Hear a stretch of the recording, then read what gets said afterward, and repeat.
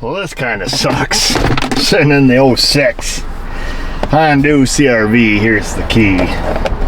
Here's the problem.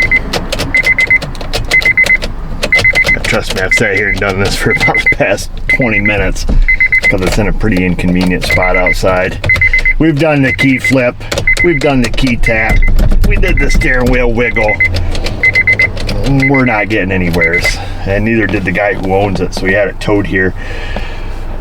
The downside is it's been acting up on him for like months, and he decided to wait till it breaks, which makes the job a bit of a pita. So we need to do it in the parking lot because the steering wheel's locked, so there's no sense in even, you know, flicking the override to get it in neutral. So let's get the column covers off. I hope they pop off easily so we can at least see what we have to do. It's been a while since I've done one of these. This is a relatively common issue, I believe, on these Hondas. I've done some where the customer brings them in prior to them breaking and you just put in a lock cylinder, but this one here, we got the whole mess from the Napa.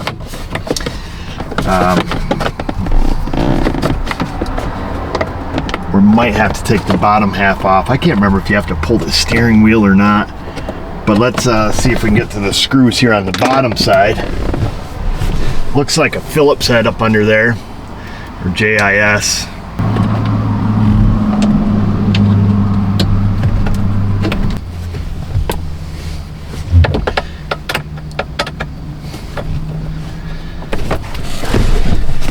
The one screw towards the back was a machine screw. The other ones were just like a coarse screw. So let's see if we can't get this to disengage. Hooray! And then get this down off the bottom. Something's holding it up down there. I can't tell, but this one's off the top. She doesn't look like it's her first go around from the looks of it. Doesn't look like anything's broke, which is good.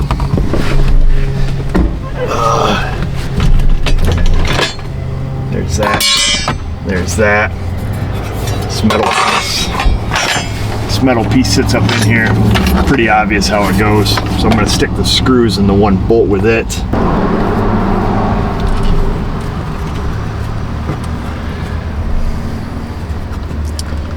Okay, so looks like we've got some electrical connectors. Let's have a gander here. It's your typical KS 7029er Napa. It comes with keys. Expensive little boogers, almost the same price as Honda. Standard Motor Products, probably the one who makes it for Napa. Got some literature. We have a couple keys which will need to be programmed, and then you've got the whole mess, the electrical switch and security. So there's that. Couple shear bolts. It goes like this. Steering column lock is right here. We need to take the shear bolts off. Now a shear bolt is exactly as it sounds. You tighten it up till it shears off and it snaps off and it's left with nothing to get a hold of. So you have to cut a slot in it, or you know, whatever you got to do to get them off. You do what you got to do. 2 electrical connectors, one here it looks like. So let's undo both of those. Stick this to the side. Stick the Napa box to the side. I already did this connector here, which that's a little different. Oh, okay, there's this, maybe that's not security. That is our security. We're gonna unplug it, regardless of what it is. We'll have to transfer it. So there's that. And then there should be a connector over on this side. Yep, it's up underneath this joint. I can feel it. I can feel it. There it is. That's unplugged. Big brown connector. I don't know if you guys can see it there. White connector and then a green connector. And that's everybody. That's everybody. But now we have the task of the bolts of security, the shear bolts that live on top. In the past, I've been able to use 1/4-inch twist sockets, I think, and beat them on there and get just enough grip to get them off. We could also use a chisel and a hammer, tap them around. This is what I'm looking at on top right here. Back side of the column kind of sits in here like so. But again, I think I'm being tricked. Let's try to get those bolts out because they have to come out anyways. And then we're gonna take it from there and see what we do. Unfortunately, I don't think I can give you guys the money shot to really look back here. I'll do the best I can though. I'll give her all I got, boys. Whack, whack, whack. Good juju, baby, come on. Negative, Ghost Rider. What we're gonna try, which I don't believe is gonna work either, is just beating on the socket by itself. Oh, I don't wanna hit my little finger. Because if we can beat that on there, then we can use a swivel socket. Let me go get some other tools. We'll frig around with it for an hour to try to save what would actually take us 10 minutes to do. But we're mechanics and that is what we do. It's not gonna work. I'm gonna give up right now. There's not enough room around it to do this in this fashion. Plan B. Look at this, my guy. That's awesome. I need the length. We're coming in clutch. That's what my son tells me when I play Fortnite. He's like, man, you came in there clutch. I don't even know what that means, but it's usually after I did some sick move. Let's see if we can get this baby to turn easily like this. Can't see really. Come on, baby. Well, that's not real clutchy. Try coming at it from this direction. Seems like she would just turn. I mean, we got a pretty good groove in there. There you go. Won't get nasty with you. This video kind of sucks in the sense you can't see what I'm doing. But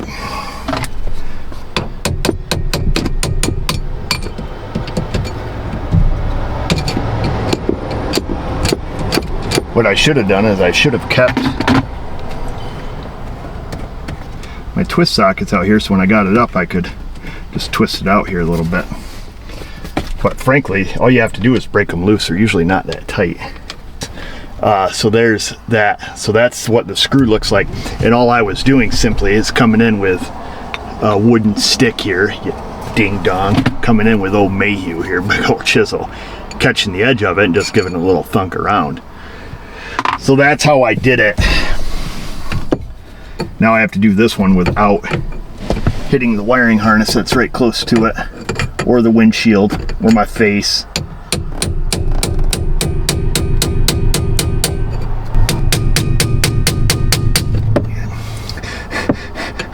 Like Woody the Woodpecker. Oh, now you're being submissive.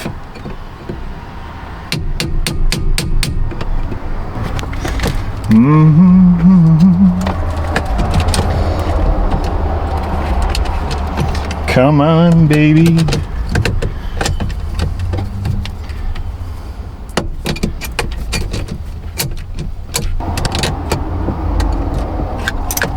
There it is, baby. So there it is. Easy, folks, easy. There's gonna be a ton of comments that I did that wrong, and you are correct. I did. You shouldn't come in here with a long chisel. However, I didn't want to drag an extension cord out here and this little mini cutoff wheel. Usually that's what I do. When I'm inside, I take the little die grinder, cut a little slot in the top, stick a flathead screwdriver in there, take them out. However, when you're in here full caveman with the Mayhew, the 70213 Mayhew USA 3/4 inch, and if you miss, you're just hitting this top strap anyways. You're not hurting anything, and all I'm doing is catching the side of the bolt and turning it. So there. You can't hurt my feelings. So I'm gonna stick that bolts back in here. And then what we're going to do, because now the steering wheel's unlocked, we could pull it inside, but hey, why quit now? That's what I say. Why quit now, fella? One thing we can do is we can roll the goddamn windows down, I'll tell you that much. Let's do that, because I'm getting a little sweaty and it's a little bit stank in here. Come on, baby. And that's all we need to do to roll the windows down. Ah, hallelujah. Ooh, they don't sound good. Let's roll them back up. We can leave that plugged in, I imagine. Stick this back up here. The steering column block, the little donger down here, that has a corresponding female hole up here that it goes into. You can't really mess that up. Technically. Watch me though. Okay, we're in. You can tell it's in because you can't wiggle the steering wheel. All right, piece of cake, fellas. Stick this little guy back on there.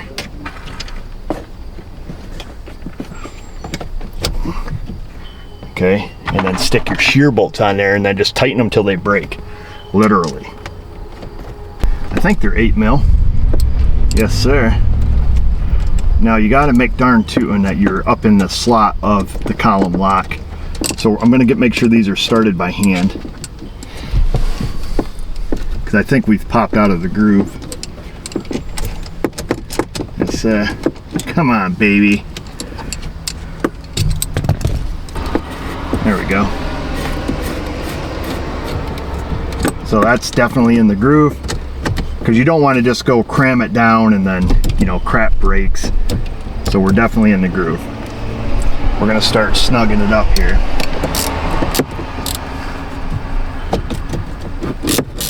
And just kind of give it a wiggle. The bracket and the base should come together like a main bearing cap. You know, there should be no gap. You're not drawing anything together. And you know, now the column's locked. So once you're there and you're certain, just start snugging them. Okay, are we certain? Oh, we certainly didn't swap over some of the parts on here, did we? See, this is, I was testing you guys, and you all failed because nobody told me.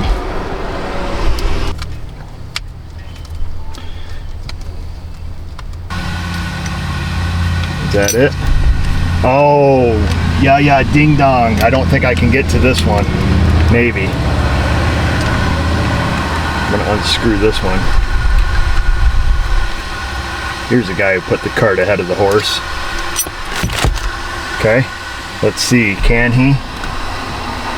Oh, yes, ma'am. I'm gonna stick the one here in the bottom. Am I heading the way for you? No.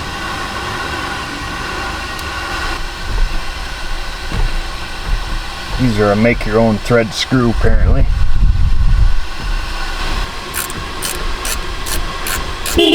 Oh,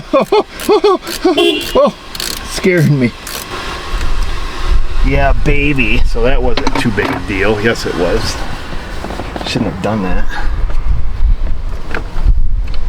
Click that baby in. Click that baby in. We're clicked. We're in. We're good. All you got to do now is snap it off. Right? Let's make sure the steering column lock works. Let's try to make sure everything works. Wipers work. This works. That works. This key works. That key works. Should have security light on though, so it does not run. However, we might be able to beat the system, maybe. I don't know. Nope. Maybe if we wrap this in a piece of cellophane or something, or tin foil, that might work. Oh crap, I just broke it. But it's a good thing. Let's break this one off. Such a satisfying feeling. Snapping off the shear bolts. There's that. So all the shear bolts are snapped. Let's get this harness back up here. We'll put the column covers on. We got to grab a tool because we've got to program the keys now. So stand by. As you can see.